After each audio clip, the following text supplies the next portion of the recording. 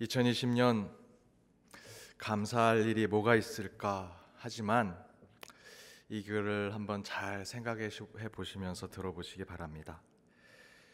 자녀가 부모인 당신에게 대들고 심술을 부린다면 그건 아이가 거리에서 방황하지 않고 집에 잘 있다는 뜻입니다. 내야 할 세금이 있다면 그건 내가 살만하다는 뜻입니다. 옷이 몸에 조금 낀다면 그건 잘 먹고 잘 살고 있다는 뜻입니다. 닦아야 할 유리창과 고쳐야 할 하수구가 있다면 그건 나에게 집이 있다는 뜻입니다. 정부에 대한 불평과 불만의 소리가 있다면 내 국가가 있고 언론의 자유가 있다는 뜻입니다. 지하철과 버스에서 누군가 떠드는 소리가 자꾸 거슬린다면 그건 내가 들을 수 있다는 뜻입니다. 온몸이 뻐근하고 피곤하다면 그건 내가 열심히 일했다는 뜻이고, 이른 아침 시끄러운 자명성 소리에 깼다면 그건 내가 살아있다는 뜻입니다. 돌아보면 감사하지 않을 것이 없습니다. 코로나로 전혀 감사할 것이 없을 것 같지만 여러분, 한 해를 돌아보면 모든 것이 감사한 일일 것입니다. 2020년 마무리하는 한 해를 돌아보며 감사요, 은혜로 정리하는 한 해가 되시길 주님의 이름으로 축복합니다. 마태복음의 말씀 47번째, 애굽에는 예수가 있었다라는 제목으로 함께 말씀을 나눠보고자 합니다. 저는 위인들의 양력을 보는 것을 굉장히 좋아했습니다. 위인전, 자서전, 맨 뒤에 보면 위인들의 삶을 이렇게 압축해서 축약해서 한 줄씩 양력으로 나오는 것이 있습니다. 그 양력을 쭉 읽고 그 위인의 어떤 삶을 살았는지 보고 위인전 또는 자서전을 읽는 것이죠. 그런데 대부분의 위인들이 이 양력에 보면 매우 특이한 이력이 하나 둘씩 꼭 있습니다. 그래서 저는 도리어 그 특이한 이력을 잘 살펴서 읽어보고 그 자서전 또는 위인전을 읽을 때 그 특이한 이력이 있는 삶을 살았을 때 어떻게 되었을까 궁금해하면서 그 자서전 위인전을 읽곤 했었습니다. 예를 들면 처칠의 양력을 보면 이렇습니다. 1874년 영국에서 태어났고요. 샌드허스트 사관학교에 입학해서 남아프리카의 보호전쟁의 포로가 되기도 했습니다. 1900년에는 하원 의원에 당선됐고 1939년에 2차 세계대전 발발로 해군 장관이 되었다가 1년 후에 총리가 됩니다. 그리고 1953년 노벨 문학상을 받았고 1965년에 세상에 떠났다라고 양력이 나옵니다. 리더십을 가지고 나라 일을 하면서 살아왔던 처칠이기에 그의 양력에 어떤 공부를 하고 어떻게 나라 일에 발을 디디게 되었는지, 어떻게 정치를 했고 그는 어떤 당에 있었고 어떤 정책을 폈는지가 양력에 나와야 할 것입니다. 그런데 처칠의 양력 가운데 한 가지 특이한 것이 있습니다. 그가 노벨 문학상을 받았다라는 것입니다. 세계 전쟁이 끝났으니 노벨 평화상 정도는 받는 것이 이해가 될 수 있겠는데 노벨 문학상을, 그것도 정치만 해온 사람이, 평생 글을 쓴 사람도 노벨 문학상을 받지 못하는데 그런 사람도 받기 힘든 노벨 문학상을 처칠이 받은 것입니다. 매우 특이한 이력이죠. 그러면서 저는 그 부분을 더욱더 염두해서 처칠의 자서전, 처칠의 삶을 읽어보았습니다. 특이하죠. 처칠은 정치인이니까 국가와 역사, 외교와 정치와 같은 것에 능력이 있을 것이라 생각이 드는데 노벨 문학상은 그에게 필력과 장목력이 있었다라는 것을 보여줍니다. 실제로 더 자세히 살펴보면 처칠은 어린 시절 독서를 많이 하는 독서광이었습니다. 그래서 문학적 재능이 뛰어났다고 이야기합니다. 사립학교 입학시험에도 시험은 잘 못 봐서 낙제를 하게 되었는데 이 영문학 점수가 하도 높아서 그 점수 때문에 합격을 했다라는 이야기도 나옵니다. 그리고 사관학교 이후에 장교로 전쟁에 참여했을 때도 앞에서 말씀드린 그 양력의 남아프리카 보호전쟁에 참관을 하게 되는데 그때 장교로 참전을 하는 동시에 종군 기자의 역할도 같이 겸직했습니다. 그래서 처칠은 전 세계가 격동을 겪었던 20세기 초에 엄청난 역사적 사건과 사고, 전쟁에 대한 기록들을 많이 남겨놓게 되었던 것입니다. 그 때문에 그것을 가지고 자서전을 만들었고 그 자서전이 잘 쓰여져서 노벨 문학상까지 받게 된 것이죠. 그래도 특이하지요. 전쟁의 소용돌이 속에 정치적인 기록만 있을 것 같은 처칠이 문학적 족적을 남긴 사람이었다라는 것은 매우 특별한 이력이라고 할 수 있습니다. 최근에는 미국에 아주 공을 잘 던지는 투수가 있습니다. 클레이튼 커쇼라고 하는 LA 다저스의 선수입니다. 미국 프로야구에서 최고의 투수상에게 주는 사이언상을 3번이나 받았습니다. 그리고 그 팀은 올해 우승을 하기도 했습니다. 연봉이 3,100만 달러, 우리 돈으로 하면 350억 원입니다. 1년에 받는 돈이 그렇습니다. 우리나라 전체 기업을 순위로 매기면 150위에 되는 기업의 매출액과 이 클레이튼 커쇼가 한 해에 버는 돈이 동일합니다. 그런데 그의 양력을 보면 한 가지 특이한 것이 있습니다. 온통 야구를 위해서 산 선수인데 이 커쇼는 2010년에 7년간 교제한 여자친구와 결혼을 합니다. 그리고 신혼여행을 가는데 아프리카 잠비아라는 나라로 신혼여행을 떠납니다.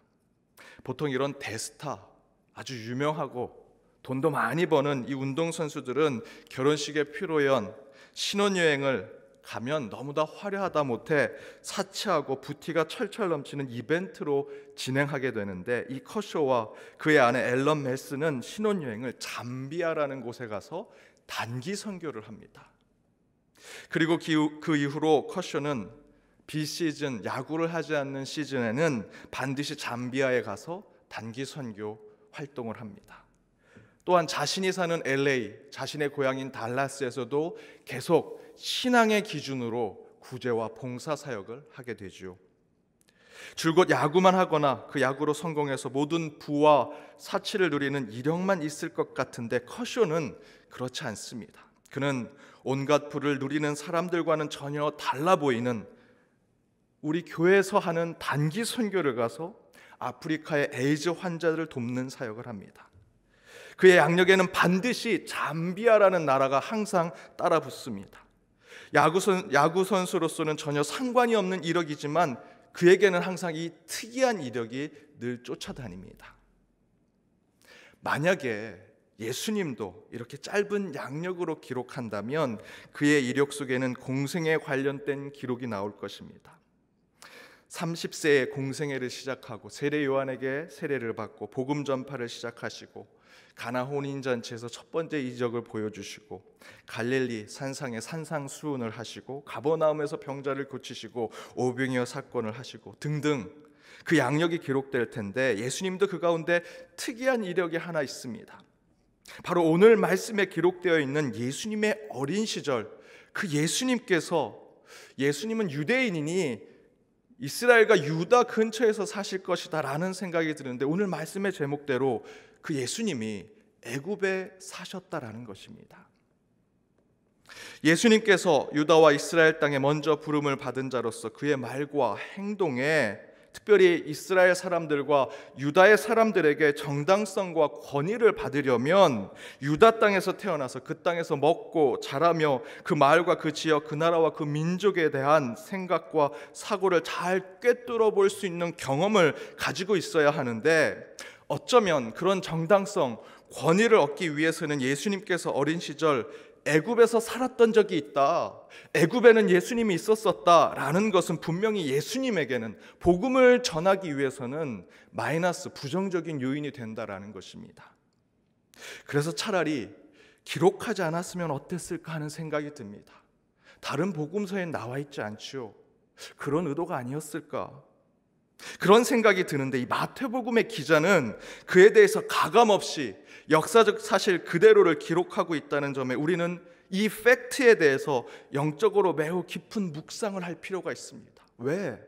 예수님이 애굽에 있었다라는 것을 이렇게 가감없이 기록하고 있을까?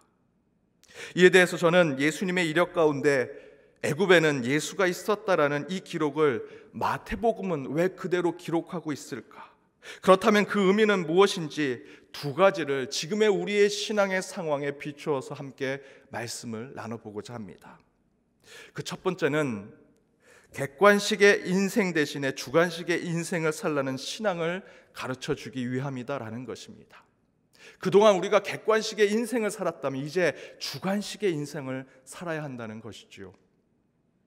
제가 고등학교 때 한국인 최초로 미국 하원 의원이 되신 김창준 의원님이 학교에 방문하셨습니다.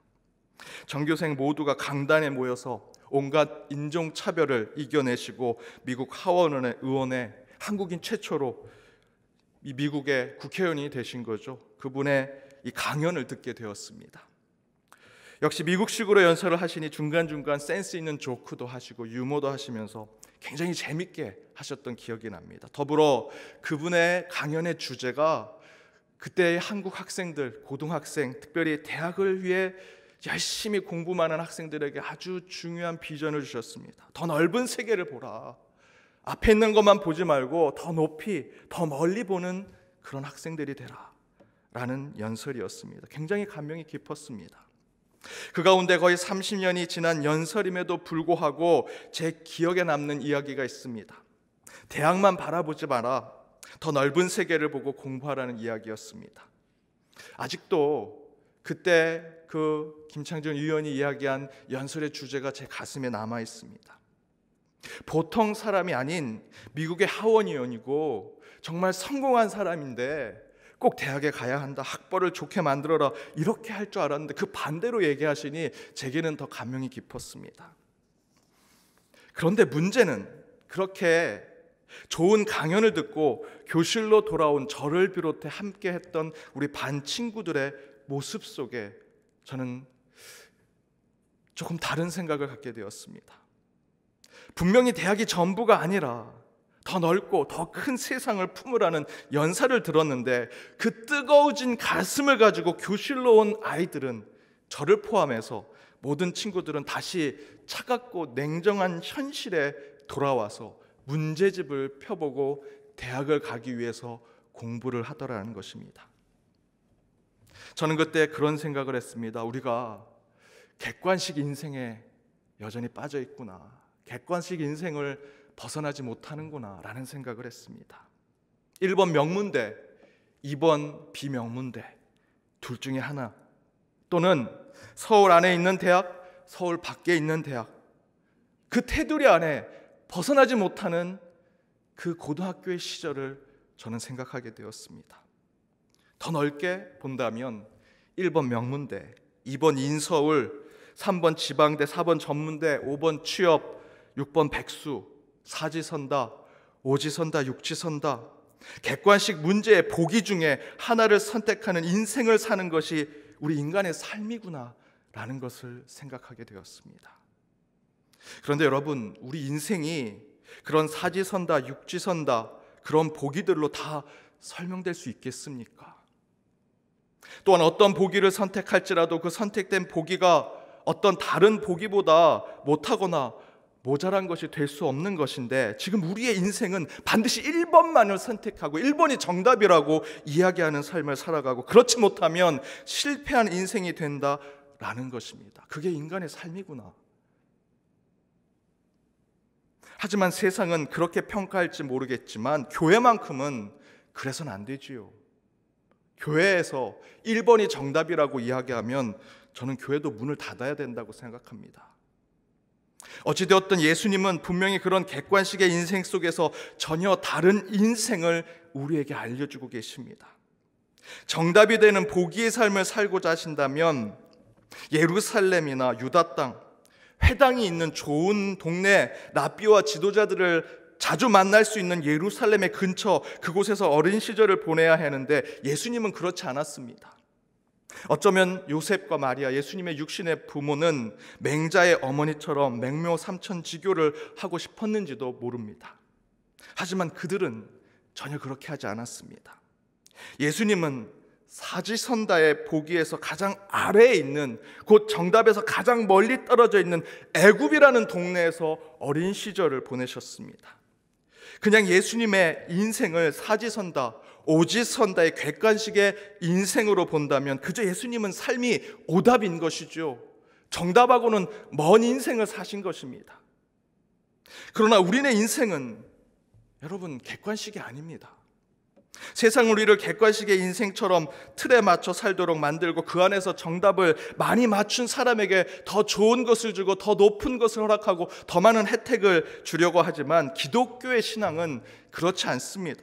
다르게 표현하면 우리의 신앙은 객관식이 아니라 주관식이 되어야 한다는 것입니다.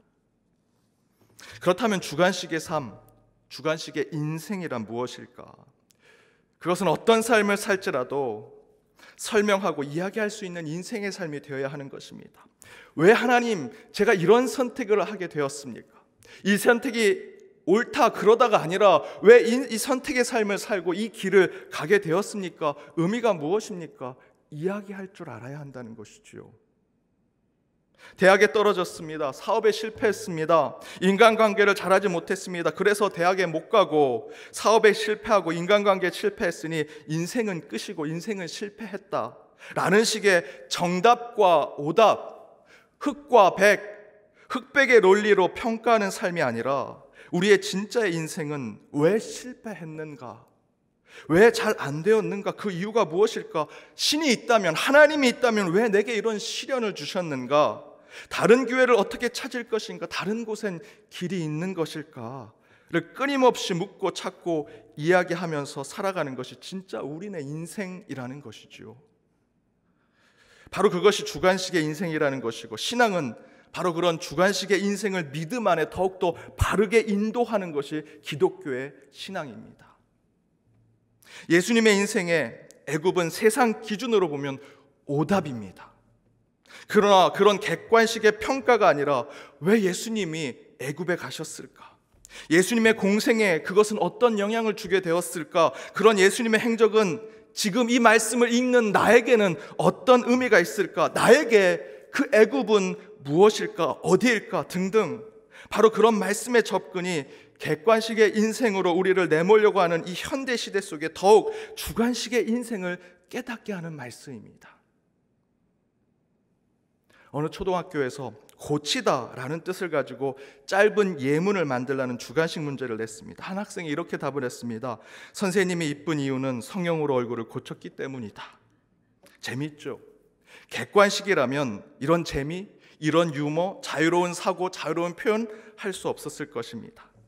아무튼 이에 대해 선생님도 이 주관식이기 때문에 그 답에 코멘트를 달아줬습니다. 이렇게 달아줬습니다. 설마 나를 얘기하는 거니? 선생님이 예쁘다고 하는 건 이거는 맞는 얘기야. 성형으로 얼굴을 고쳤다는 건 요건 아니다. 이렇게 선생님이 그 답에 코멘트를 첨삭을 해줬습니다.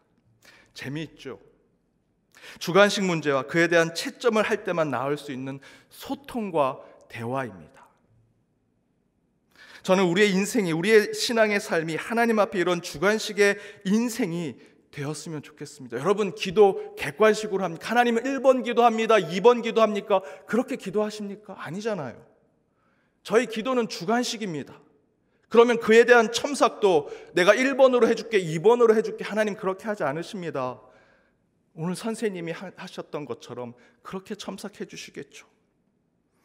인생에 문제가 있을 때마다 기도하고 말씀 가운데로 답을 찾고 주님께 나아가면 하나님께서 저와 여러분에게 답을 주시는데, 이 앞에 있는 선생님처럼 첨삭해 주시고 코멘트도 달아주시고, 잘하면 잘했다 칭찬하는 멘트를 적어주시고, 잘못하면 야 이건 잘못됐다 그곳에 메모도 해주시고, 그 기도 가운데 때로는 부분 점수도 주시고, 잘했으면 그것에 대한 첨삭의 내용도 응답으로 주시고, 그런 주관식의 인생, 그것이 신앙 아니겠습니까? 그게 기도고요.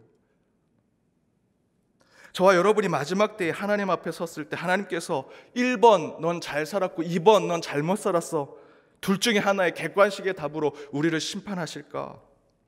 물론 믿거나 말거나이지만 많은 분들이 죽음을 경험할 때 자신의 인생이 하나의 영화처럼, 파노라마의 영상처럼 쭉 내가 어떻게 살았는지, 무엇을 잘못하고 무엇을 잘했는지를 보게 된다는 이야기를 듣습니다. 꼭 그렇게 될지 안 될지는 모르지만 분명한 것은 하나님 앞에 우리가 섰을 때 내가 어떤 인생을 살았는지 긴 주관식의 답안지처럼 작성하는 마음으로 하나님 앞에 모든 것을 설명하고 이야기하게 될 것입니다. 그 심판대 앞에서 서기 전에 우리의 지금 이 살아가는 인생 속에 저와 여러분이 기도하는 것이 주관식과 같은 인생이 되어야 합니다.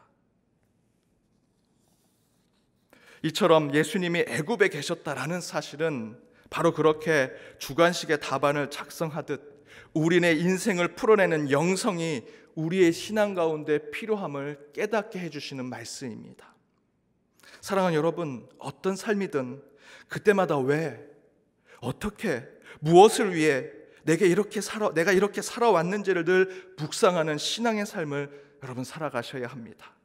그때 우리 주님도 항상 여러분에게 그 주관식의 기도 가운데, 주관식의 신앙 가운데 우리에게 첨삭하시고 메모해 주시고 응답해 주시는 것으로 늘 우리와 동행해 주시리라 믿습니다. 두 번째는 남 탓하는 삶 대신에 책임지는 신앙의 삶을 살라는 것입니다. 애굽에는 예수가 있었다라는 이 말씀은 저와 여러분에게 남 탓하는 신앙이 아니라 자신이 스스로 책임지는 신앙의 삶을 살라는 것을 깨닫는 말씀이라는 것이지요. 저는 인간이 죄인으로 살아가는 중요한 부분 중에 하나가 영적인 자기망상에 빠져 있기 때문에 죄인의 삶을 살아간다고 생각합니다. 영적인 자기망상은 두 가지로 얘기할 수 있습니다. 첫 번째는 자기가 하나님이 된 것처럼 살아가는 교만의 망상에 빠져 있는 것. 두 번째는 자기는 하나님의 꼭두각시에 불과하다, 인형에 불과하고 노예에 불과하다고 생각하는 피의 망상에 빠져 있는 것입니다. 쉽게 말씀드리면 사업을 시작했습니다. 새로운 일을 시작할 때 처음에는 열심히 기도합니다. 신앙대로, 믿음대로, 말씀대로, 기도한 대로, 목회자의 조언도 많이 듣고 주변의 중보기도대로 그 들은 대로 따라서 하려고 합니다.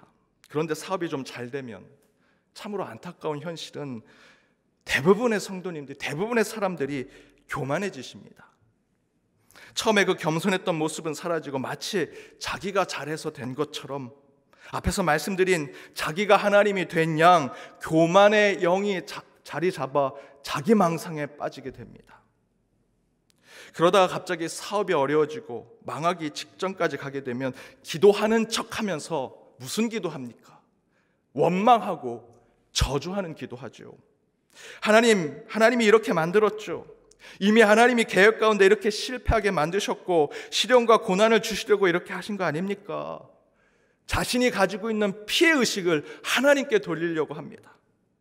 그리고 끝내 피해 망상에 빠지게 됩니다. 그런 것이 성경을 읽을 때도 동일하게 나타납니다. 예수님의 십자가의 그 운명 때문에, 운명적으로 예수님이 십자가를 짊어져야 하는 것 때문에 가룟 유다가 죄를 뒤집었었다고 우리 인간들은 생각합니다. 하나님 일 때문에 한 사람의 운명이 피해를 보았다. 바로 그렇게 영적인 자기 망상에 빠진 착각을 하고 살아가는 것이 인간이라는 것입니다. 그런데 그런 것이 오늘 본문의 말씀에 예수님이 애굽에 가시게 된 사건에서도 동일하게 나타납니다. 예수님께서 애굽에 가시게 된 이유는 헤롯 왕이 새로운 왕이 유다 땅에 왔다라는 이야기를 듣고 화가 나서 분노해서 분노로 표출해서 2살 아래 아기들을 학살했기 때문이라는 것이죠. 그때 예수와 그의 가족이 애굽으로 가게 됩니다. 여기서도 우리 인간의 영적인 피해망상이 나타납니다. 예수님 때문에 아기 예수를 살리려고 하나님이 헤롯의 마음을 분노하게 해서 2살 아래 아이들을 다 학살하게 내버려 두셨다라는 것입니다. 그리고 예수만 애굽으로 피난 가게 해서 살게 해주셨다. 그렇게 말한다는 거죠. 여러분 어떻게 생각하십니까? 잘 들어보면 그럴싸합니다. 그런데 여러분, 그럼 2살 아래 아이들을 진짜로 죽인 헤롯 왕은 아무 죄가 없습니까? 하나님이 다 죄를 지신 겁니까? 3년 동안 동고동락하며 자신이 스승으로 모셨던 그 예수님을 배신하고 배반한 가룟 유다는 전혀 죄가 없는 것입니까? 진짜 살인을 한 인간들은 죄가 없고 그런 상황을 만든 하나님만 죄가 있다는 겁니다. 하나님이 죄인으로 우리를 이 땅에 보내셨으니 하나님이 죄고 하나님이 다 죄값을 받으셔야죠 라고 생각하는 것, 참으로 어처구니 없는 이야기지만 실제로 우리 인간이, 저와 여러분이 그런 생각을 하며 살아가고 있습니다. 잘 되면 내 탓이고 잘못되면 남 탓, 저 사람 탓, 세상 탓, 끝내는 하나님 탓하는 것이 우리 인간의 모습입니다. 예수님이 애굽에 있게 된 것은 하나님 때문이 아닙니다. 인간의, 특별히 한 인간인 헤롯의 죄악 때문에, 그의 분노, 그의 두려움, 그의 살의 때문에 예수님이 애굽에 가신 것입니다. 아기 예수님이 굳이 애굽으로 가실 필요가 있으셨을까요? 없었을 겁니다. 그런데 헤롯이 곧 한 인간의 죄악 때문에 가신 겁니다. 여러분, 그 길은 엄청나게 험악한 길입니다. 출애굽한 이스라엘 백성도 낮에는 구름, 밤에는 불기둥이 없으면 갈 수 없는 광야와 사막의 길이었습니다. 그런데 아기 예수는 태어나자마자 그 길을 수일을 걸어서 갔습니다. 여러분, 아기 예수만 고통을 겪었습니까? 막 아기를 낳은 마리아는 산후조리도 제대로 못했는데 그 길을 걸었습니다. 그 책임이 아기 예수님 때문이라고요?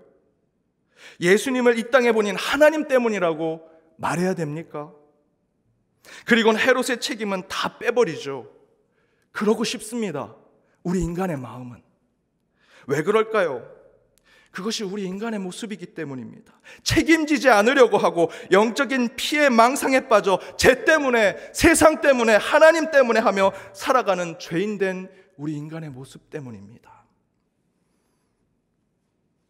여러분, 예수님이 애굽에 계신 것은 헤롯 때문입니다. 한 인간의 죄악 때문입니다. 하나님의 계획, 하나님이 만드신 운명의 삶 때문에 아니요. 저와 여러분과 같은 한 인간의 교만, 이기심, 살인까지 생각하는 분노와 화 때문에 우리 예수님은 애굽에 가신 것입니다. 애굽에는 예수가 있었다라는 그 이유는 저와 여러분의 죄악 때문입니다. 남 탓하지 마십시오. 진짜 신앙은 내가 책임지겠습니다 라고 말하는 것입니다. 고백하는 것입니다.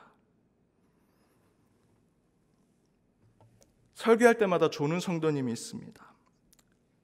그래서 하루는 목사님이 그 조는 성도님 찾아가서 졸지 마십시오, 농담 반 진담 반으로 얘기했습니다. 그랬더니 그 성도가 이렇게 얘기합니다. 졸음 귀신이 자꾸 저를 졸게 합니다. 그 얘기를 듣고 이 목사님이 화가 났습니다. 자신의 죄를 왜 귀신에게 넘깁니까? 졸음 귀신이 어디 있습니까? 정신 바짝 차리고 설교 듣고 예배 드리십시오. 귀신한테 다 떠넘기죠. 세상에게 다 떠넘기고 끝내는 하나님께 다 떠넘깁니다. 죄만 지면 저와 여러분 이렇게 얘기하죠. 귀신이 나를 그렇게 만들었습니다. 세상이 나를 이렇게 만들었습니다. 조상 때문에 그렇게 됐습니다. 왜 기독교가 무당의 종교가 돼야 됩니까? 왜 귀신에게 죄를 떠넘깁니까? 여러분이 지은 죄입니다. 회교 국가인 인도네시아에서는 종교국이라고 있어요. 이슬람의 종교국이라고 따로 있습니다.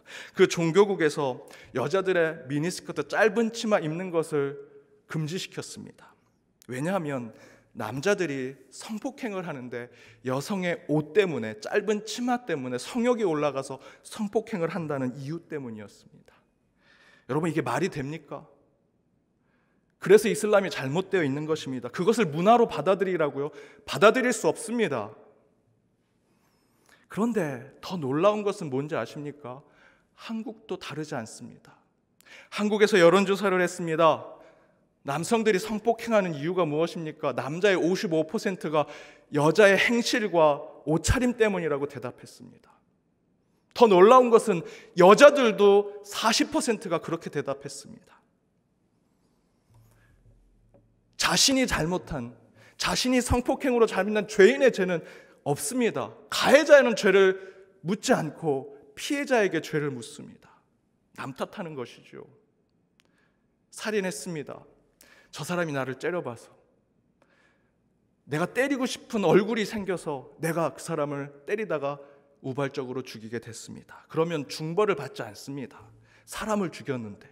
한 사람은 인생이 끝났고 그 사람의 가정은 파탄이 났는데, 피해자는 모든 것이 다 끝났는데 가해자는 중벌을 받지 않습니다. 이게 세상입니다. 마지막 한 가지, 스데반과 같은 마음으로 우리 연동교회 아픈 곳에 대한 말씀을 한 가지 드리고자 합니다. 몇 년 전에 우리 교회는 양쪽으로 갈라져 분열과 갈등의 아픔을 겪었습니다.